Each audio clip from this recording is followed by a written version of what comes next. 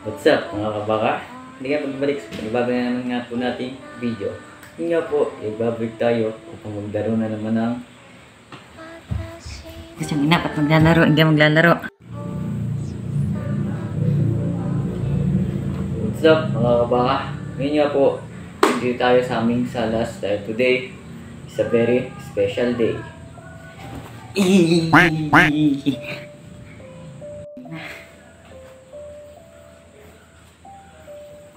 What's up mga kabaka? Ngayon nga po, ay nandito tayo sa aming salas, di ba? Dito sa 7th floor. Ito hindi.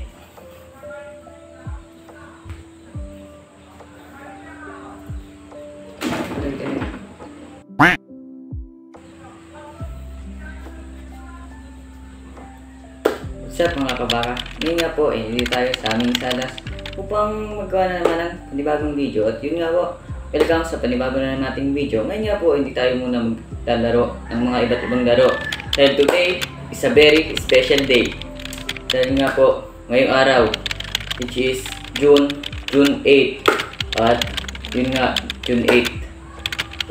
Kung i-convert natin to sa araw, eh talagang pang 2 buwan na natin. Pang 2 buwan na talaga ng ating channel. Diba?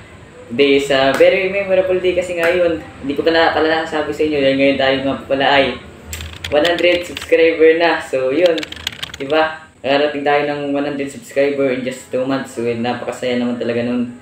Kasi nga hindi ko rin na-expect na yun, diba? So ngayon, kung makikita nyo guys, may katabi tayo ditong notebook o yun nga, notebook o isang notebook ng pang grade, pang senior high, diba? So yun, dahil nga po ngayon hindi tayo skip muna tayo sa mga laro-larong yan dahil nga po ngayon magsasagot muna tayo ngayon ng mga iba't ibang katanungan na hinanda ko para sa sarili ko, diba? Parang mangyayari dito is may question, may answer, diba? Hindi question, hindi your question, may answer, kundi may question, may answer, diba? Ito mga katanungan ito ay naglalaman lang naman ito ng 10 katanungan. I mean, 12 katanungan or 12 na katanungan. So yun, naglalaman ito ng 12 na katanungan, napakarandom na katanungan ito at hindi talaga to pang ano. Yun nga no, so itong notebook na to dito muna kasi yun nga no, June 8, 2024, a very special day para kumbaga, di ba, halimbawa kung sakasakali akong maging, alam mo na mag-success ako dito, kumbaga ma-reach ko yung mga goal ko na, alam mo yung napadaming subs, di ba? Kahit pa paano, may memory naman ako na maano kung paano ako nagsisimula, di ba? So, kumbaga isa to sa mga memory kung paano nagsimula. Kaya kung mapapansin nyo is puro gawa ako ng gawa ng kada angat natin, kada kuha natin ng subscriber, kada ano natin, yun nga, kada tapos natin ng mga video natin, talagang parang gusto kong balik-balikan. Kaya, yun nga, nire-react natin o yung nga, nag-react tayo, di ba? So ngayon yun nga, may question, may answer, di ba? Sabihin na natin yung Q&A. Pero, may question and may answer. So, yun, sana naman maging ano to talagang mga tanong na to sobrang random talaga nito. Hindi ko alam kung anong mga sinulat ko dito at hindi ko rin pinag-isipan yung mga sasagutin ko dito, no. Basta sinulat ko lang to dito at yun nga, sasagutin ko. Wala rin naman ako dito ang pinagkuhanan na parang ano, kasi bala ko talaga is Q&A kaso kakaunti yung mga nagko-comment sa inyo at yun nga, diba? So siguro punta na tayo sa ating unang katanungan o punta na tayo dito sa ating may question, may answer. So ito, naggalaman nga ito ng 12 na katanungan, diba? At itong una nating katanungan na kasulat dito is random channel question. Hindi ko alam ba't kasi nga sinulat na basta, diba? Date that you created your channel. So yun, date, kung kailan ko daw ginawa nga yung channel, diba? So yun nga, sabi ko nga lang kanina, no, na ginawa natin itong ating channel noong April 9, 2024, diba? So yun, di ko alam, basta sinulat kayo dito. Dito to. So yun, sinulat ko yun dito para dagdag katanungan lang, diba? So yun, yun nga, April 9 at so, sige, ano nga tayo, backstory muna tayo. Bakit nga ba ako April 9 nagsimula at bakit nga yung araw na yun, no? So kung hindi nyo nga pala alam, naggawa ako ng video ng February. February, pero April 9 ko pa na-upload, diba? So ito na yun, February ang nagawa ng video, no? At yun, kaya hindi ko agad siya na-upload ng February din na buwan. I mean, yun nga, yung February din. Kasi tinamad talaga mag-edit noon. Yun, di ano na, lumipas na ang February, March na, wala, hindi ko pa rin na-edit yun. Kasi dumating na ang araw na April. So wala pa talaga ang balak no na i-edit to. Kumbaga, yun, bigla nawala ng power.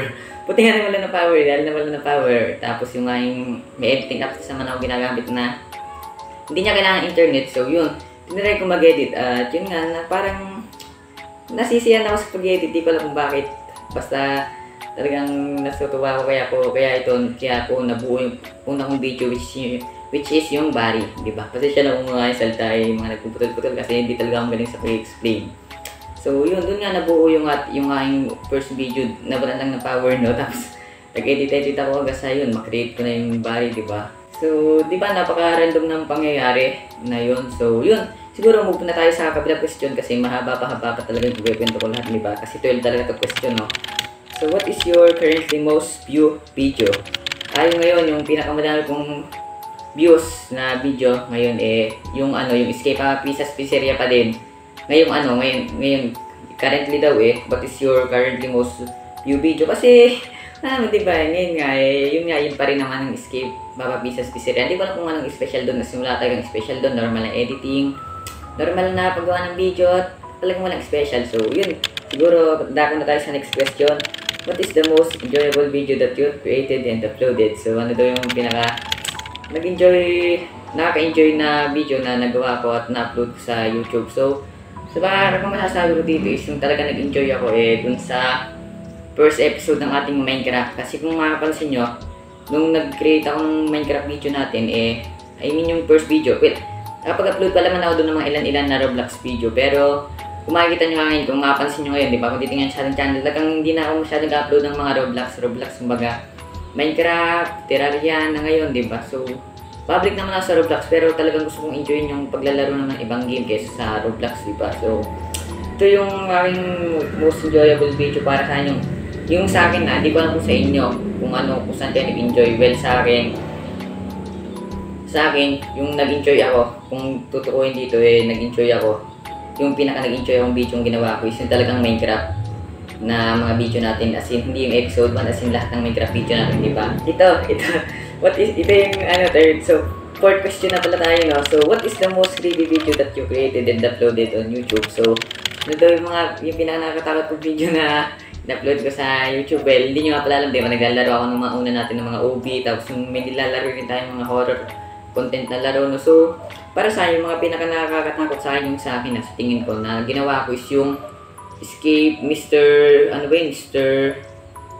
nalimutan ko na, Mr. Panitoy Shop yun. So, yung Escape Mr. Panitoy Shop, yun talaga yung mga pinaka-nakakatakot na nangyari na nalaro ko, na yung nagawa ko ng content. Kasi basically ako, nung ine-edit ko, nagulat pa rin ako sa mga jump scare. So, ine-edit ko na yun so dahil alam ko na yung mga mangyayari, pero yun nga, dahil nawala na ako ng focus, hindi ko na alam kung ano nangyayari nung naglalaro ako hindi ko na rin namamalayan kung ano nangyayari na dun sa video. So, yung edit ako, parang blanco pa rin ako, sabihin natin ganun na hindi ko pa rin alam masyado kung ano nangyayari dito. So, kaya yung Escape Mr. Panitoy Shop talaga yung pinaka-nakakatakot na video na na-upload ko para sa akin, di ba? Di ba kung ano para sa inyo?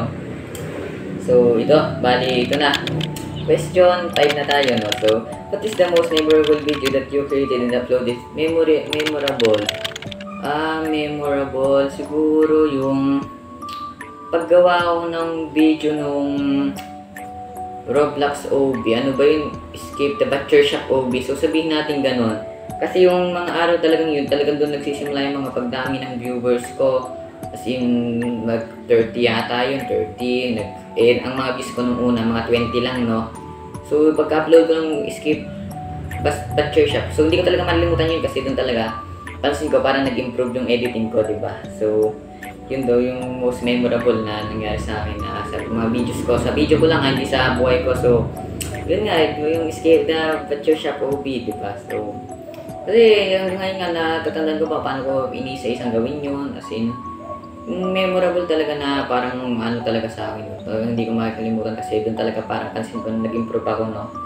So ito, dako na tayo sa question number 6. What is your hate video that you created and uploaded? Yung daw pinakaya kong video na ginawa ko at in-upload ko. Sabihin ko yung Escape the Hospital OB kasi talagang wish na wish ako doon. Alam mo yun, yung pag nag-edit ako, kasi sige, simulan natin sa simula. Yung kasi, nung nagsimula mag-record, di ba?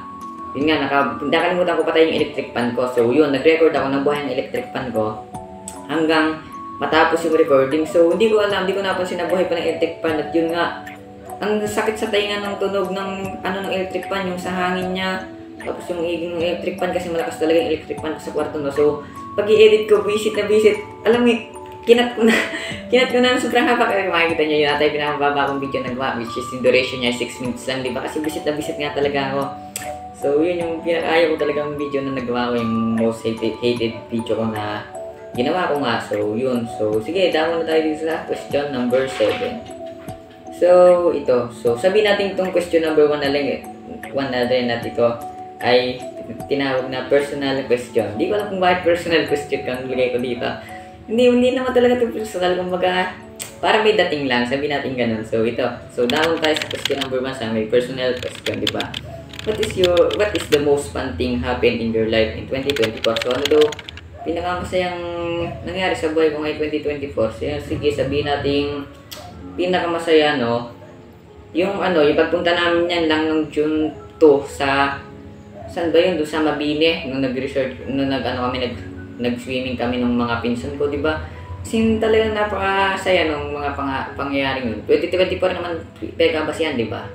So, 2024 kasi hindi talaga nakakagala-gala, no? So, talagang yun, nung pagkapunta namin doon sa June 2 sa Mabini, yung nag-swimming kami. So, upload ko pa yung vlog na hindi ko pa nga na-edit, sayang. Yung June 2 pa yun June 8 na, di ba? Kulang lang kasi talaga sa oras, kaya nga as in 2 video yung ginawa ko ngayon, ha? Kasi bukas talaga, i-edit ko yung vlog. Hanggat kaya ko, kasi yun nga, di ba, tatapusin ko yung vlog. So, edit ko ito mamaya. Di ko alam kung matatapos pa ito mamaya, di ba? Kasi kakatapos ko lang mag-edit ng isa nating video, no? So, yun. Pinakamasaya nangyari sa buhay ko is yung talagang, sa 2024, ngayon 2024 na pinakamasaya nangyari sa akin is yun nga. Yung nag-swimming kami sa Mabini, yung tawag din sa resort na yun. Ano ba yun? Basta ilalagay ko na lang dyan. So, sige, dapat na tayo sa second question ng personal question, di ba? Where is the most memorable places that you travel in 2024? So, yun nga. Dahil kakasabi ko nga lang na hindi nga nagagala-gala. So, ang tanong kasi, ang question kasi is, where is the most memorable place that you travel in 2024? So, 2024 na naman, di ba? So, dahil hindi nga masyadong nagagala-gala, yung pinakamasaya ko talaga napuntahan na, ngayon 2024 is yung sabihin natin yung first, yung nagpunta nga kami sa Mabini, di ba? Hindi. Sabihin natin, sige, skip na tayo sa Mabini. Sige, sabihin natin Mabini yung first. Nagpunta kami sa Mabini sa resort, which is, nalagay ko lang dito kung anong pangalan nun. Basta, di ko nalimutan ko na lang kasi talaga. So, yung sabihin natin yung pangalawa na lang, skip na muna tayo sa Mabini. Basta yun yung pang first. Tapos tayo sa pan second. Yun sa pagpunta namin sa Infanta, Quezon. Yun kasi isa talagang mga ang layo ng narating namin doon. Infanta nga ba? Hindi yung sa pa. Sige, sabihin natin sa Quezon na lang, sa Quezon. Kasi dalawang place yun sa Quezon. Yung isa is yung ano ba nga yun? Yung isa kasi Infanta. Yung isa lalagay ko na lang din dito. Lalagay ko na lang yan dyan. Basta yun. Yung dalawang yun kasi dyan talaga ako nag-enjoy. Ang layo talaga na pinuntahan namin. Yung sayo ng pagpunta namin dyan. Yung alam mo yun, yung 2024 nga pala. Wait lang. Nabablang ko ako. So, 2024 nga pala. So, talagang ito nga yung Infanta, Quezon City. So, hindi yung isa. So, Infanta, Quezon City lang, diba? So, yan. Diyan ako pinaka nag-enjoy na sa mga na-travel ko kasi talagang layo niyan. Tapos, ang saya-saya talaga dun sa punta namin dun. As in, dun talaga yung yung most memorable places that na-travel ko, diba? So, question number 3 na tayo is, what video you don't want to forget in your journey as a YouTuber? Ano bang ibig sabihin ko dito?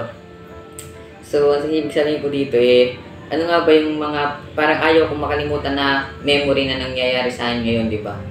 As a YouTuber kasi, di ba, ang dami ko pang mga mararating na kasi kapatuloy ko naman ito, talagang malabo, siguro titigil man ako kung wala na talaga nakikita ng pag-asa, di ba? So, sabihin natin, yung pinakayaw kong malimutan na sa ngayon na lang, 2024 din, hindi, as a YouTuber, walang, yung pinakayaw kong malimutan na pangyayari is yung siguro sabihin natin yung mga, suporta ng ibang nagko-comment sa akin, yung may mga nagko-comment kasi sa atin ng mga, yung talagang nagsusupport sila. So yun yung ayaw kong malimutan yung mga early supporter. Sige, skip na tayo dyan. At question number 4. What inspired you to make a video and upload to YouTube? So ano daw nag-inspire sa akin para gumawa ng video at i-upload sa YouTube? Isa siyang YouTuber na talagang idol na idol ko, pero siguro di ko lang muna sasabihin yung ano niya, yung pangalan niya. Naman sumikat ako hindi dahil sa kumbaga sumikat ako tapos napanood ng iba tong video to tapos itag yung yun nga yung sinabi kong pangalan. So siguro hindi na muna, so skip na muna tayo dito sa yung nag-inspire sa akin kasi isa siyang Filipino YouTuber at yun nga, diba? So what is the most exciting part happen in your life? Ano bang dito exciting part? So ano ba pag sinabi yung ano bang ibig sabihin ko dito? Talagang exciting part na nangyari sa aking buhay is yung talagang pagpunta namin dun sa Mabini, nung siswimming kami, which yung June to lang, di ba? Kasi alam mo yun, yung expectation ko na alam ko yung dagat, di ko alam kung anong nangyayari doon, kung ano bang kasi ngayon nga magbablog nga ako, so kabang-kaba ako, di ko alam kung anong mararamdaman ko kasi gusto ko nga mag-vlog kahit paano malaman na natin yung ating vlogging channel, di ba? So, para sa akin sabihin natin vlog. So, mamadaliin ko na to. So, question number 5, number 6 na. So, ito na yung last question kasi alam yan, edit ko pa to, di ba? So, what did you experience? Oh, ito yung what did you experience on creating your 1-month daily upload challenge that you created recently? So, ano daw na-experience ko nung ginagawa ko yung 1-month daily upload challenge na kakagawa ko lang yung, which is yan nga, katapos lang niyang, nitong May, di ba? So, ang masasabi ko dito, kung ano naging experience ko is parang sabihin natin mahirap na nakaka-enjoy kasi alam mo yun, yung nga, sabihin natin ito, yung isang pangyayari na muntik na maputol yung ating 1-month daily upload challenge. Nung nagpiesta dito, which is, hindi ako mapag-record kasi nga yun, nandun kami sa tindahan, di ba? Tapos kinabukasan, alam ko, nagalit ako sa aking ina kasi, yun nga, di ba, alam mo yun, babawi nga kasi ako ng record, biglang pinagbantay ng tindahan, so, di ko talaga, kumbaga, di ko sinasadyang magalit doon ng mga pagkakataon yun. Kumbaga talagang gusto ko nga bumawi ng nag-record ako ng 2 beses nung araw na yon sabay. Kasi nga hindi nga nung nagpiesta kasi yun nga, hindi nga pag-record kasi nga nasa tindahan nga kami nagbabantay, di ba? So yun, talagang nung nagawa ko ng 2 video, as in 2 video, edit ko pa yun, di ba? Isang araw lang yun kasi babawi nga ako ng upload natin, di ba? Kasi hindi naman naputol talaga, as in yun nga. So parang nagalit ako sa akin at yun nga lumabas na parang napakasama ko pa nun. So visit na naman pagkakataon yun at well hanggang ngayon mas nairaos naman natin tapos na naman to, di ba? So ang masasabi ko dito is masayang nakaka-stress ng konti kasi hindi ko magawa yung ibang Hanggang ngayon nga pinagkakapili ko yung daily upload kasi ngayon nga nasayahan din naman ako di ba? Pero expect nyo talaga na baka hindi na mapag-upload sa mga susunod kasi nga yun nga. May mga reason din naman. So, ito na muna siguro yung ating makatanungan ngayon. So, happy 100 subscribers natin at yun, lang salamat mo sa inyo.